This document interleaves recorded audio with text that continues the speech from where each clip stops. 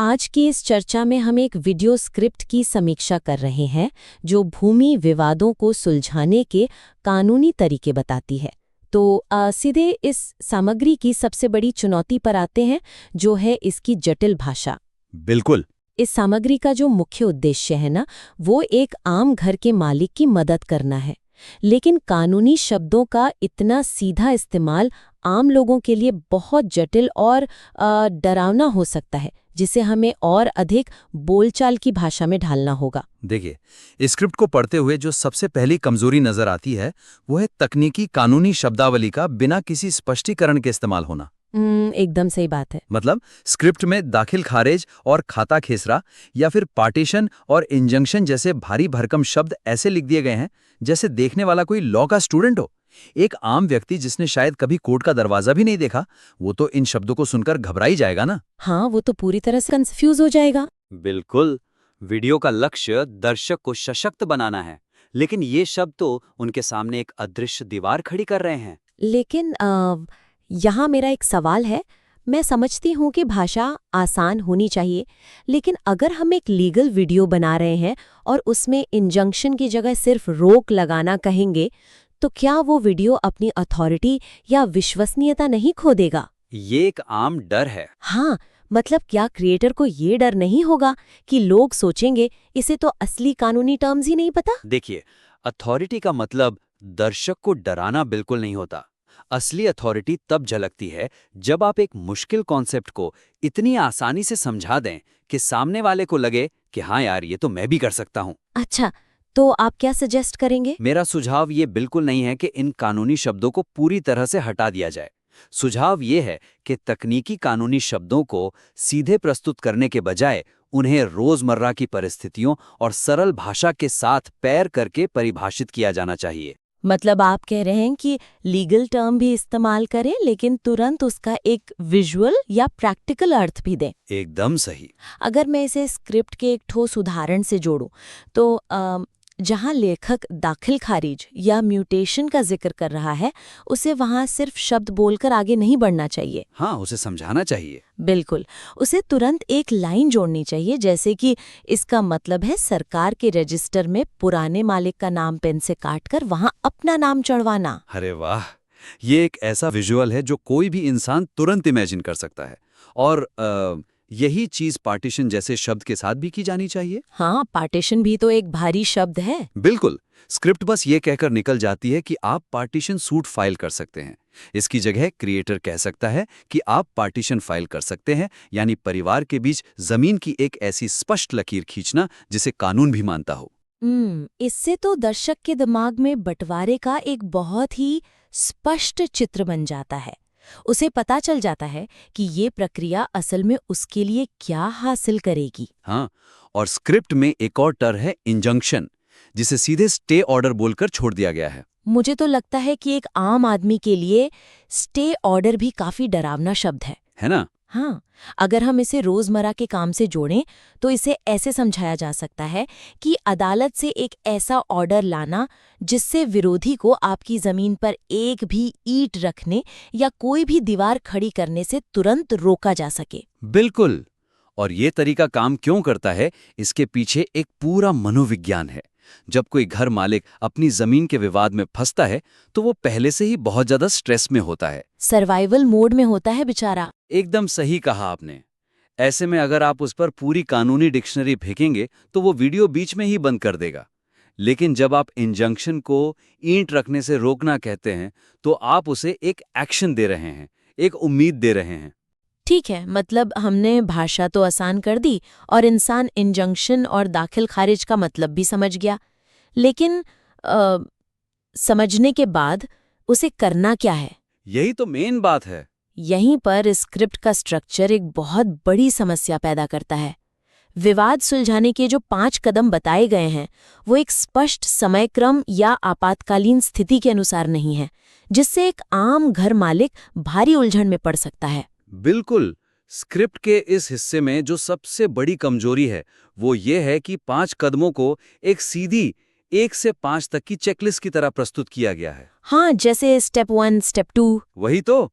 इसमें पंचायत जाना स्टेप 2 है, लीगल नोटिस भेजना स्टेप 3 है, और पुलिस की मदद लेना सबसे अंत में स्टेप 5 पर रखा गया है। जो कि प्रैक्टिकल नहीं है। बिल्कुल नहीं। असल जिंदगी में सिविल और क्रिमिनल मामलों के स्टेप्स इस तरह एक सीधी लाइन में नहीं चलते। ये सूची इस बात को पूरी तरह से नजरअंदाज कर देती है कि कुछ विवाद सिर्फ कागजी होते हैं और कुछ विवादों में आपकी जान और माल को तुरंत खतरा होता है। इसी पर मैं थोड़ा और जोर देना चाहूंगी। मान लीजिए मैं एक दर्शक हूँ और मैं ये वीडियो देख रही हूँ। ठीक है। अब स्क्रिप्ट के अनुसार अगर मैं पहले पंचायत जाने और वकील से लीगल नोटिस ड्राफ्ट करवाने में अपने 2-3 दिन बर्बाद करती हूँ, जबकि असलियत में कोई मेरी जमीन पर उसी वक्त बुलडोजर लेकर खड़ा है, तो क्या ये क्रम मेरे लिए सिर्फ नुकसानदायक बल्कि विनाशकारी साबित नहीं होगा? बिल्कुल होगा। जब मेरी बाउंड्री तोड़ी जा रही है तो मैं मुखिया को ढूंढने क्यों जाऊंगी यार? यही वो जगह है जहां स्क्रिप्ट दर्शक को अनजाने में खतरे में डाल रही है। इसलिए इस हिस्से के लिए मेरा ठोस सुझाव ये है कि इन कदमों को एक निर्णय वृक्ष या डिसीजन ट्री के आधार पर पुनर्व्यवस्थित किया जाना चाहिए। विवाद की गंभीरता के आधार पर। हाँ, क्रिएटर को इसे एक टू डू लिस्ट की तरह नहीं, बल्कि एक इमरजेंसी मेडिकल वार्ड या ट्रायज सिस्टम की तरह डिजाइन करना चाहिए, ताकि एक्शन प्लान स्पष्ट और सटीक हो। तो एक डिसीजन ट्री का कॉन्सेप्ट वीडियो में तो कैसे दिखेगा? उदाहरण के लिए क्रिएटर वीडियो में सीधे बोल सकता है कि अपने विवाद को 2 हिस्सों में बांटिए। पहला, क्या मामला आपातकालीन है? मतलब क्या आज ही कोई आपकी जमीन पर जबरदस्ती कब्जा कर रहा है या निर्माण कर रहा है? हाँ। और अगर ऐसा है तो? अगर हाँ तो सीधे स्टेप 5 पर जाएं, तुरंत 112 पर पुलिस को कॉल करें। कोई पंचायत नहीं, कोई नोटिस नहीं, सबसे पहले निर्माण रुकवाएं। बहुत सही। और दूसरा हिस्सा भी उतना ही स्पष्ट होना चाहिए। क्रिएटर कह सकता है कि लेकिन अगर मामला पुराना है या सिर्फ कागजों तक सीमित है, जैसे भाइयों के बीच पुराना बंटवारा या 10 साल पुरानी गलत रजिस्ट्री का मामला, तो पुलिस आपकी कोई खास मदद नहीं करेगी। बिल्कुल, पुलिस सिविल मामलों में नहीं पड़ती। हाँ, तो उस स्थिति में आप स्टेप 2 यानी पंचायत या आपसी बातचीत और स्टेप 3 यानी लीगल नोटिस से शुरुआत करें। एकदम सटीक। इस तरह के डिसीजन ट्री से दर्शक को ये सोचने की जरूरत नहीं पड़ेगी कि उसे किस स्थिति में कौन सा हथियार उठाना है। ये अंतर करना इसलिए भी जरूरी है क्योंकि पुलिस का रवैया सिविल और क्रिमिनल मामलों में बिल्कुल अलग होता है। जमीन आसमान का फर्क होता है ना? जब कोई हथियार लेकर कब्जा करने आता है तो वो क्रिमिनल ट्रेसपास है, जहां पुलिस को तुरंत दखल देना होता है। लेकिन पुरानी रजिस्ट्री का मामला एक सिविल विवाद है। हाँ, वो कोर्ट का काम है। बिल्कुल। अगर क्रिएटर्स इस मैकेनिज्म को नहीं समझाएगा तो दर्शक पुरानी रजिस्ट्री लेकर पुलिस स्टेशन जाएगा और वहां से उसे भगा दिया जाएगा, जिससे उसका पूरे सिस्टम से भरोसा ही उठ जाएगा। नीतिकार बन जाते हैं जो दर्शक के लिए वास्तविक दुनिया की समस्याओं को सुलझा रहा है। आप उसे बता रहे हैं कि जमीनी हकीकत पर चीजें कैसे काम करती हैं। जमीनी हकीकत की बात हो ही रही है तो चलिए एक और अहम पहलू पर बात करते हैं। बताइए। मान लीजिए कि मामला इमरजेंसी का है और दर्शक ने आपके डिसीजन ट्री के हिसाब से सीधे स्टेप 5 फॉलो किया। मतलब वो पुलिस स्टेशन पहुंच गया। हाँ, लेकिन कानूनी नोटिस भेजना या पुलिस शिकायत करना तभी सफल होता है जब शिकायतकर्ता के पास तुरंत के हालात साबित करने वाले ठोस सबूत हों, जिसका जिक्र इस सामग्री में बहुत कम है। स्क्रिप्ट की ये कमजोरी बहुत ही क्रिटिकल है। ये स्क्रिप्ट ये तो बताती है कि आपको पुलिस कंप्लेन करनी है या लीगल नोटिस भेजना है, लेकिन एक आम इंसान को ये बिल्कुल नहीं पता होता कि जमीन के कागजात के अलावा उस विशेष घटना को साबित करने के लिए उसे क्या सबूत चाहिए। हाँ, उसे लगता है बस रजिस्ट्री दिखा दूंगा। वही तो। सबूतों के बिना पुलिस अक्सर ऐसे मामलों को महज आपसी जमीनी विवाद बताकर टालने की कोशिश करती है और कोई एक्शन नहीं लेती। मैं अक्सर देखती हूँ कि जो लोग लॉ फील्ड से जुड़े होते हैं वे ये मानकर चलते हैं कि सिस्टम बिल्कुल वैसे ही काम करेगा जैसे किताबों में लिखा है। थ्योरी और प्रैक्टिकल में फर्क होता है। बिल्कुल। स्क्रिप्ट भी यही मानकर चल रही है कि पुलिस स्टेशन में शिकायत लिख दी तो काम हो गया। लेकिन क्या जमीनी हकीकत में पुलिस इतनी आसानी से मान जाती है? कभी नहीं। तो क्या हमें स्क्रिप्ट में ये नहीं जोड़ना चाहिए कि पुलिस अधिकारी के सामने अपनी शिकायत को इतना मजबूत कैसे बनाएं कि वो एफआईआर दर्ज करने या मौके पर जाने के लिए मजबूर हो जाए? एकदम सही। आपको दर्शक को ये सिखाना होगा कि बर्डन ऑफ प्रूफ यानी सबूत पेश करने की जिम्मेदारी उसी की है। कानूनी कदमों को प्रभावी बनाने के लिए घटना के तुरंत बाद सबूत सुरक्षित करने के सरल और व्यावहारिक तरीके स्क्रिप्ट में स्पष्ट रूप से शामिल किए जाने चाहिए। दर्शक को बताना होगा कि वो उस वक्त क्या करे जब घटना घट रही हो। तो इसके लिए हम क्रिएटर को क्या ठोस उदाहरण दे सकते हैं? देखिए, सबसे पहला और आसान तरीका तो स्मार्टफोन ही है। क्रिएटर को स्क्रिप्ट में एक पॉइंट जोड़ना चाहिए कि जैसे ही कोई आपकी जमीन की बाउंड्री तोड़ने आए, बिना उस व्यक्ति से हाथापाई किए दूर खड़े होकर तुरंत अपने फोन से पूरी घटना की वीडियो रिकॉर्डिंग बनाएं। ये वीडियो ये साबित करेगा कि उन्होंने जबरदस्ती की है और पुलिस इसे सिविल मैटर कहकर टाल नहीं पाएगी। हाँ, पर यह पॉइंट अच्छा है, लेकिन अगर हम इसे प्रैक्टिकल नजरिए से देखें तो इसमें एक दिक्कत आ सकती है। क्या दिक्कत? मान लीजिए मौके पर वो इंसान इतना घबराया हुआ है कि उसके हाथ कांप रहे हैं या वो अपना फोन घर भूल गया है। ऐसी स्थिति में उसे क्या करना चाहिए? हाँ, ये भी हो सकता है। इसके लिए एक और ठोस उदाहरण दिया जा सकता है कि सीमा विवाद के मामले में जब झगड़ा हो रहा हो तो तुरंत आसपास के पड़ोसियों या वहां से गुजर रहे लोगों को गवाह के रूप में खड़े रहने को कहें। बिल्कुल। पुलिस को आपके बयान से ज्यादा एक स्वतंत्र गवाह की बात पर भरोसा होता है। ये बहुत ही प्रैक्टिकल सलाह है।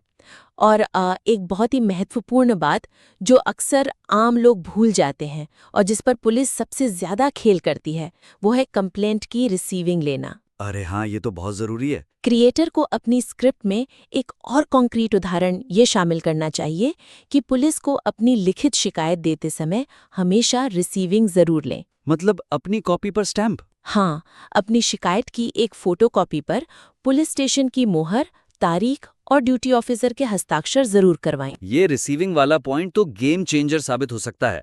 आपको समझाना होगा कि ये मोहर क्यों जरूरी है। बिल्कुल। जब आप मोहर लगी हुई कॉपी अपने पास रखते हैं तो वो इस बात का पक्का सबूत होता है कि आप उस तारीख और समय पर पुलिस के पास मदद मांगने गए थे।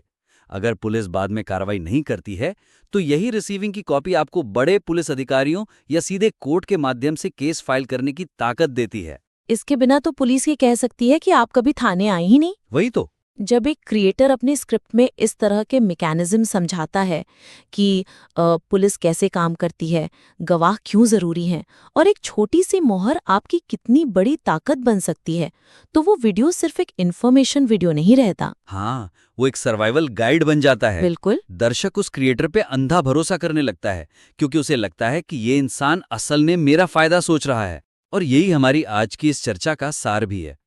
अगर क्रिएटर इन बदलावों को अपनी स्क्रिप्ट में उतार लेता है तो वो उन लाखों घर मालिकों तक पहुंच सकता है जो इस वक्त डरे हुए हैं और जिन्हें सिर्फ एक सही और स्पष्ट सलाह की जरूरत है। चलिए एक बार संक्षिप्त में देखते हैं कि आज हमने इस वीडियो स्क्रिप्ट को बेहतर बनाने के लिए किन मुख्य बिंदुओं पर बात की।